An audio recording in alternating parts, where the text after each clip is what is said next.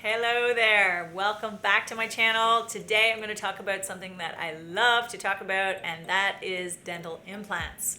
There is a lot of things about dental implants, there are a lot of misconceptions, and I'm here to bust any dental myths for you, plus get you up to date on what you need to know.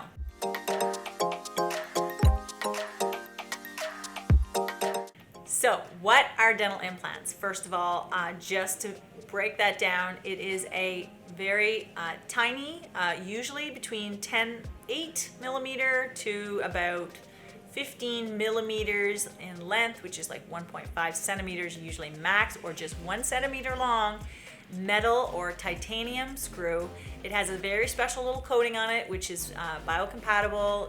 Your cells in your body, they love to attach to it, so it's usually very easily integrated and very accepted by parts of the mouth where we need to place it. It has a little on the very top, it has like a little hole at the top which we can attach a crown to, but we can also attach other things to it too. So I'm going to get into that, but it allows us to connect things to it. So as the implants are placed into wherever we need them to be, then they act as little anchors. So you think about an implant as an anchor and the boat as the crown. Of course, everything for me comes back to water, boats, cars, but I like to use analogies. And so you think about the implant as just the anchor. The anchor is going to keep everything in place, and in some cases it's going to keep things very still. And depending on the prosthetic, if the prosthetic is removable, which some are for denture-like prosthesis, then it's going to allow a little bit of movement, but it's going to have the right connection. So it's going to be a different connection if it's working on top of or underneath a denture than it will be if it's just a single crown. Now, depending on the type of teeth that you have missing, often, of course, it's because we either are going to lose a tooth or we have already lost a tooth. And that is really important. If a tooth is not yet lost and we have the opportunity to plan to have it out at the time of surgery, at the time when we put the implant back in, then it's great, because often we can preserve even a little bit of your old tooth to help keep the bone nice and full, or we can actually skip a second surgery for you. So the tooth comes out, the implant goes in, you can literally have teeth in a day now. That is a thing, and it's amazing. A lot of times implant surgery is very planned ahead, and we also do a lot of our planning digitally, and I'm going to show you that in a minute, but we plan things out as much as possible. But now if you've already lost the tooth, we're going to look at the bone quality, and no matter what, whenever, but we're going to look at the bone width, the bone height, how many critical structures are nearby the implant where we want to place the implants or implants, and what are the other things that we have to think about in order to get you a final product.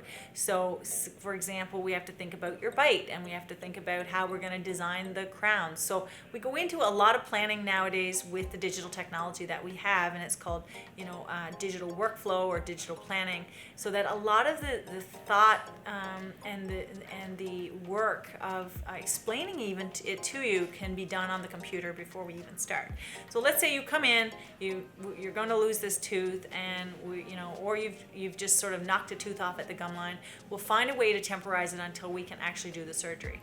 Sometimes I can actually do the surgery right then and there and take the tooth out, give you back a new tooth, or if the tooth is really infected or there's some other things going on, we may have to take the tooth out first. So if we have to take the tooth out before, and we'll do that, and then we may even put a little bone back in the socket to help kind of speed things up or move things along.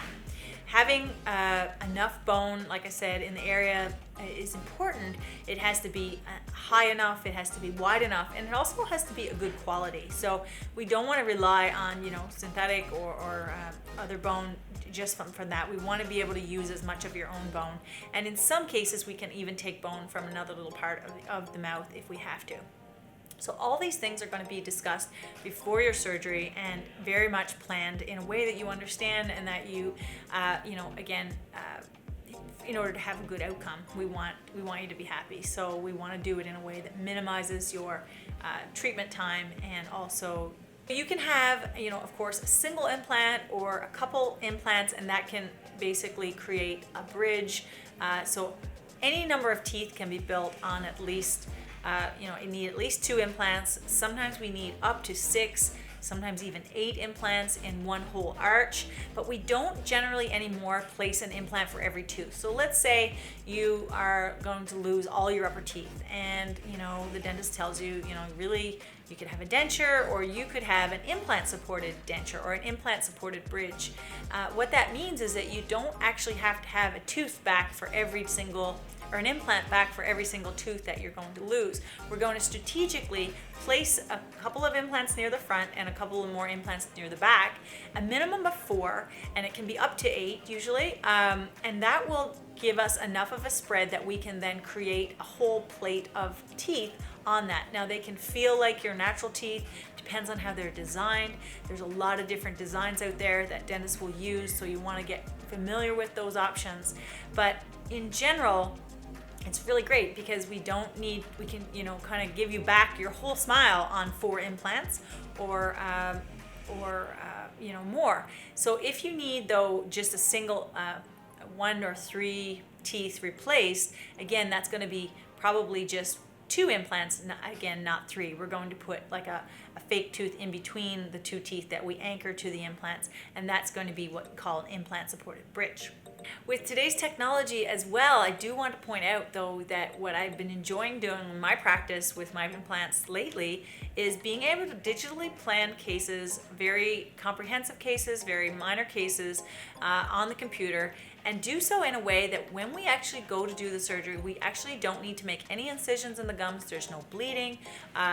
There is no, sutures or stitches, if you will, that we have to, let heal up.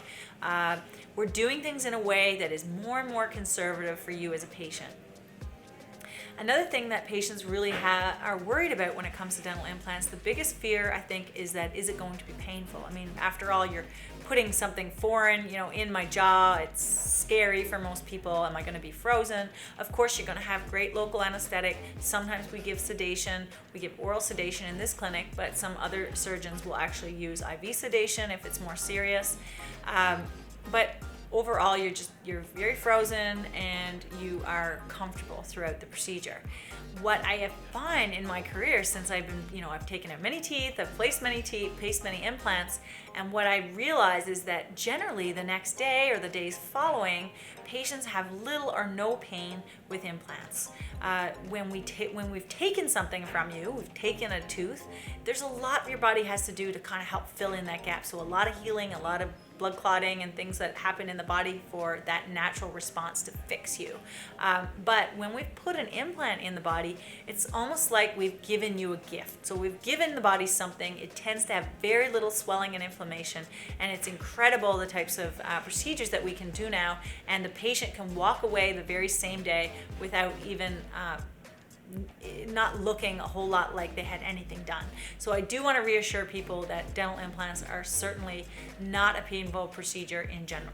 Another thing that people want to talk about with implants is like, I could never do implants because that costs so much.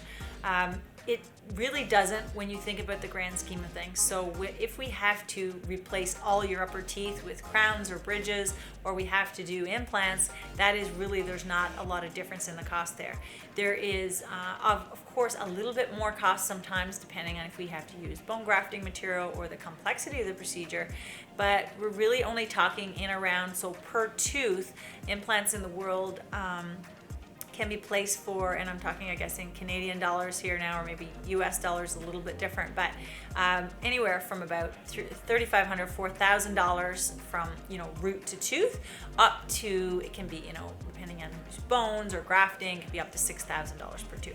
So a lot of times patients will ask about their insurance. Insurance companies can help you, assist you with some of these costs, but I do find that for an investment like this, the insurance companies are less likely to help with these more advanced type procedures. However, you get something that no one can put a price on, because once you do feel what it's like to have those teeth back or be able to chew again. There's really, I haven't had anybody say, you know, oh, I wish I hadn't done that. You know, it's certainly something that I find is so enriching and so valuable to patients, because it connects with them on an emotional level, and they feel like they're whole again. They feel like their face looks, you know, filled out again. They feel like they're not self-conscious anymore. They feel like they can chew in public. And these are things that we can't put a price on. And so for the grand scheme of things, it's a little bit more expensive, but it's not what people think. So I hope that helps you a little bit understand dental implants and alleviate any fears that you may have. I would love to hear from you. Definitely message me, leave a comment below, and if not, I would appreciate any to like and subscribe, and give me any more feedback as to something else you'd like me to talk about on this channel. So until then, I will see you next time.